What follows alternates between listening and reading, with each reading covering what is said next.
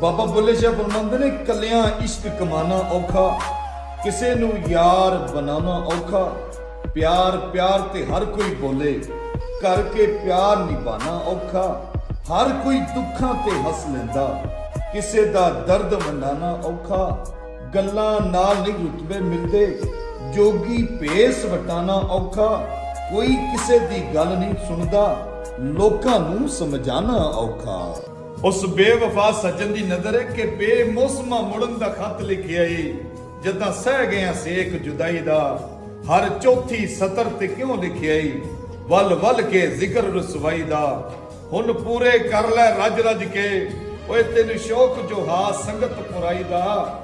ਅਸਾਂ ਕੋਈ ਨਹੀਂ ਵਸਣਾ ਉਜੜੇ ਠੀਕ ਆ, ਐਵੇਂ ਕੀਤਾ ਹੀ ਖਰਚ ਸਿਆਹੀ ਦਾ।